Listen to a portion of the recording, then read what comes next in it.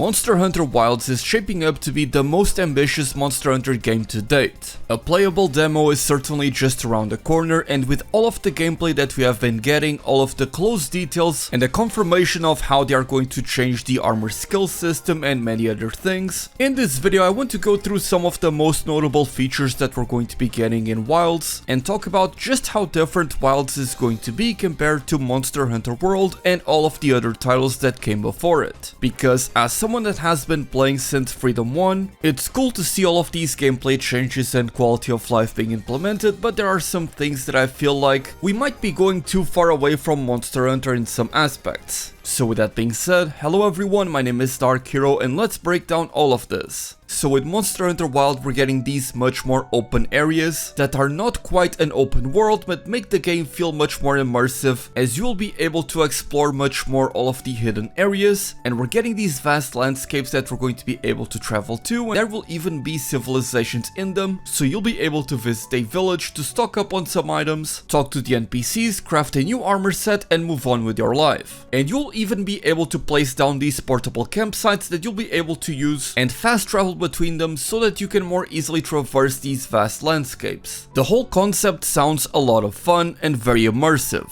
and we see the same attention to detail being paid to the wildlife and the fauna, as not only does it change with the day and night cycle that we're getting and you'll be able to experience while you are out on a hunt, and as we saw in many trailers and gameplay videos, the Windward Plains is able to change in its entirety by undergoing the inclemency known as the Sand Tide, where you have a sandstorm rolling in with thunder, and that will change the entire landscape, and it will even change the type of monsters that you will find as well as the fauna and the flora, and I think that that can make for some very cool and unique experiences. At the end of the day, I hope that things like this are not going to be just a gimmick that could somewhat detract from your gameplay, or for example you would like to hunt the Raidao, that big electric flying wyvern that only shows up with the sandstorm. I believe there is going to be a way for you to be able to guarantee that you can find the monsters that only show up during the sandstorm and many other different phenomena that we're going to find in different maps. Now, as for the weapon gameplay changes, I think that we saw a lot of very interesting things, and I was actually planning on going to Gamescom. I had a lot of things already set up, but a few things happened in my personal life, and unfortunately I was not able to make the trip, so I was not able to play the game ahead of time, and I even had it set up with Jono, the community manager for Capcom, where I was going to not only record the game but also stream it there, but unfortunately that plan fell apart. But thankfully we still have a ton of gameplay from many content creators such as Rurikan and many others, which I will be crediting throughout the video as I use some of their gameplay, that really highlight how different these weapons are going to be. Now, obviously the trailers that we got for each of the different weapons were able to showcase some new moves, and in the case of weapons like the Insect Glaive, the Gun Lance and some others, you can totally see just how different the weapons are going to be compared to the previous games. Like for example, one of the bow's iconic moves that was introduced in Monster Hunter World, the Dragon Piercer, you will still be able to perform it by charging up the move as usual in Monster Hunter Wilds. However, you will also be able to perform an instant Dragon Piercer if you do it after you finish a combo, and when I say a combo I really mean just about anything. So you're able to shoot the bow twice in a row and you can immediately go into that instant Dragon Piercer that you don't even need to charge up. Or for example, the longsword now in Monster Hunter Wilds, not only is it gaining access to a lot more mobility and what also looks to be some sort of short-ranged attack, but you are also able to perform the Spirit Helmbreaker, and if you see that you are going to miss the monster while you are still leaping into the air to perform the attack, you're able to cancel it, and it won't even consume a single spirit level by doing so. So we can see that Capcom is really taking these weapons to the extreme. They're really ramping them up and making them much more powerful. So while the pace of the game looks to be a mix between World and Rise, some of these moves look to be straight up out of Sunbreak, which I am not totally opposed against, but at the same time I'm hoping that we don't get too many broken things, because even though I love Rise and Sunbreak, I feel like we should leave the overpowered stuff in that game and try to make things a little bit more reserved for Wilds. Like for example, you being able to use focus mode with the greatsword while you are charging up the true charge slash, to be able to turn around 180 degrees and hit the monster behind you. Yes, it is a powerful change, but I don't think that it is anything too out of the ordinary for a game that is following up Monster Hunter World and Rise. I will be making weapon breakdowns for all of the different weapons, and they will have their own dedicated videos, so stay tuned for that. But in this video I want want to go over some smaller things, especially some features that I felt a lot of people overlooked. Like for example, did you know that the pause button is coming back in Monster Hunter Wilds? Yep, that is a feature that a lot of people requested and it's actually making a return. Not only that, but Capcom is adding the option to see the damage numbers include decimal numbers, so if you are someone that, like myself, likes to test everything, try out different builds, and see how exactly you can improve upon what you have already crafted to try to make the most powerful mixed set possible, then a small feature like this is going to go a long way. And I think it's in these small features and quality of life stuff that we're seeing added in Monster Hunter Wilds, like crossplay that I mentioned a lot in my previous videos, and the ability to craft and use both male and female armor on the same character, are all things that people have been asking for a long time, so Capcom has been paying attention to what we've been saying. And we might also be seeing the return of the hot and cold rings, as we saw consumable items such as the monster chili that implied that we were going to be able to get that exact same effect from hot and cold climates, and you would need to use this consumable to fight against them. Now, it's not exactly the hot and cold rings, it's a new item that essentially does the same effect for both things, but ultimately it goes back to the same thing about Monster Hunter not just being about entirely the combat, but also the hunting aspect where you need to track the monster and prepare for a hunt appropriately. Speaking of monster tracking, the way that it's going to work in Monster Hunter Wilds is going to be a little bit similar to how it works in Monster Hunter Rise, where if you open up the map, which is now a 3D topography map which looks very cool with a lot of detail by the way, the monsters are already going to be spotted everywhere and you'll be able to see where they are. However, if you have never hunted these monsters, they will not be spotted anywhere on the map, not even with a question mark. So you'll actually need to find those monsters and run up to them in the open world, and only after you hunt said monster will they be instantly marked on the map whenever you open it and they are in the area. So for the most part, monster tracking is going to be removed from Wilds, which is a bit of a shame, as I always liked the way that Monster Hunter World did, especially with you leveling up the research level for that specific monster, and once you level it up all the way you're able to instantly know where the monster is going to be on the map, so it feels like a rewarding progression of you getting to know that monster, and it goes hand in hand with what I was saying about the hunting aspect of the game. I've seen some people talking about this change on Twitter, and apparently it's a bit controversial, as is the ability to ride your sacred and be able to sharpen on it. We also had that in Monster Hunter Rise with the Palimutes of course, and it did make hunts a little bit easier, as you were able to quickly get out of danger to be able to heal or sharpen your weapon. Although to be fair, if you're trying to optimize your damage windows, the ideal scenario would be to sharpen your weapon or consume an item whenever the monster gives you a window, and getting on top of the Palimute, or in Wild's case the Sacred, would take a little bit of extra time. Still, it's not something that bothers me a lot, because this is the direction that the series has been going in, with the removal of paintballs and you having to flex each time that you drink a potion in Monster Hunter World. And at the end of the day, I'm sure that the developers are going to make the monster AI much more aggressive and powerful to compensate for you being able to get on top of the Sacred to quickly get away from any danger. And much like we saw in Sunbreak, a lot of the endgame monsters ended up having counters to you using the wirefall after you get hit by an attack, so I'm sure that we're going to face a similar thing in Wilds, so I am ultimately not too concerned about it. Another very cool thing about Wilds that I love seeing is that they are implementing a lot of special moves that we saw in Frontier, as well as surprisingly Monster Hunter Online as well. And with those two games, especially Frontier, having such a big emphasis on dynamic combat and making everything flashy and over the top, I think it's really cool to see all of that being implemented into Wilds. Now, one very minor thing that I have a gripe with is the HP bar in Wilds, and the way that UI also reflects that. What I mean by that is that the HP bar is like this Final Fantasy VII flowy thing that starts very stable when you are full on HP, but starts destabilizing as you take damage. And I get it, it's supposed to be a warning for the player that they need to pay attention to it because your HP bar is low, but I personally don't like the way it looks. I think it's a bit too gimmicky, and at the very least I hope that there is an option to turn it off and just make the HP bar much more static, because think about how your HP bar is going to look all the time if you're running something like Heroics, for example, that gives you a significant boost if you are low on HP. There's also a red warning on screen from the direction of an attack that you're about to receive, which I think is a little bit out of place for something like Monster Hunter. I don't know, I think it would also be weird in a game like Elden Ring, for example, if you were to get a red warning from the right side, if let's say Mesmer is about to throw a big snake from that side of the screen to you.